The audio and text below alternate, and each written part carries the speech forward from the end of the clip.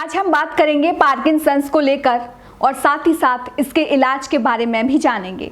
तो इस पर बात करने के लिए हम पहुंचे डॉक्टर विस्परूप रॉय चौधरी जी के पास और उन्होंने क्या बताया वो हम आपको इस रिपोर्ट में विस्तार से बताएंगे। तो नमस्कार, नेशनल खबर का खास हेल्थ प्रोग्राम देख रहे हैं आप और आपके साथ मैं हूं भारती बघेल। तो चलिए जानते हैं कि कैसे हम इस बीमारी से मुक्ति पा सकते हैं। हमने डॉक्टर विस्परूप से पहला सवाल ही ये पूछा कि पार्किंसंस आखिर है क्या।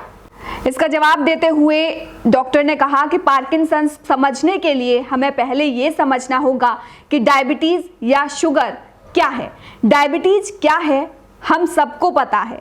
आपके ब्लड में जितना शुगर या ग्लूकोज होना चाहिए, अगर उससे थोड़ा ज़्यादा ग्लूकोज होगा तो उसे डायबिटीज़ बोलेंगे। लेकिन ऐसे बहुत सारे लोग हैं कि जिनके ब्लड में जब शुगर एक लेवल से ज़्यादा बढ़ जाता है तो बॉडी क्या करता है, ब्लड से शुगर लेकर बॉडी के अलग अलग पार्ट में छुपा देता है और कुछ लोगों के केस में एक्सेस शुगर यानी बढ़ी हुई शुगर को ब्रेन में कहीं ना कहीं छुपा देता है। अब अगर यहाँ पर बहुत सारा शुगर छुप जाएगा तो उस इंसान का ब्लड शुगर तो नॉर्मल रहेगा क्योंकि वहाँ से शुगर ले लिया गया और ब्रेन में छुपा रहा है, लेकिन जो ब्रेन की फंक्शनिंग है उसमें कनेक्टिविटी कम हो जाएगी, जो इलेक्ट्रिकल सिग्नल है वो ठीक से नहीं रहेगा।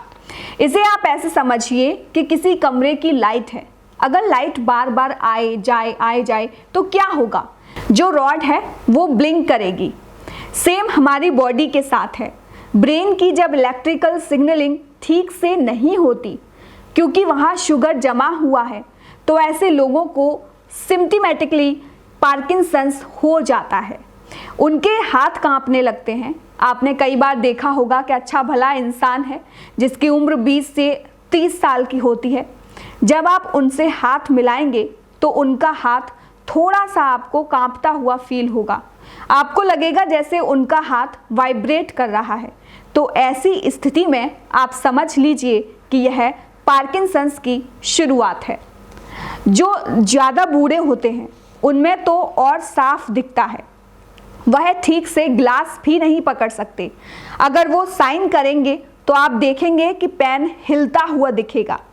वाइब्रेशन की वजह से वो अक्सर ठीक से साइन भी नहीं कर पाते। ऐसे लोग जब ज़्यादा देर तक खड़े रहते हैं तो उनका बैलेंस बिगड़ जाता है। तो इस तरह से ये जो सिम्टम्स होते हैं इसी को बोलते हैं पार्किंसंस। वहीं हमने दूसरे सवाल में डॉक्टर विस्परूप रॉय चौधरी जी से पूछा कि क्या उनके पास कोई ऐसा तरीका है जिससे पार्किंसंस को ठीक किया जा सकता है।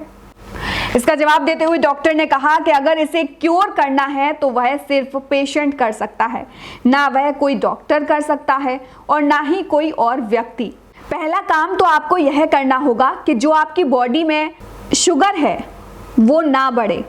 तो एक डाइट है इसे रोकने के लिए जिसका नाम है DIP डाइट। आपको उस डाइट पर रहना है। DIP डाइट जो कई बार नेशनल खबर पर बताई जा चुकी है, जिनको नहीं पता वो सर्च करके देख सकते हैं। तो जब आप DIP डाइट लेंगे तो क्या होगा कि जो एक्सेस शुगर है डिपॉजिट हो रहा था वो आगे बंद हो जाएगा, यानी कि जितना आपको अभी तक हो चुका है उससे आगे ये बीमारी नहीं बढ़ेगी।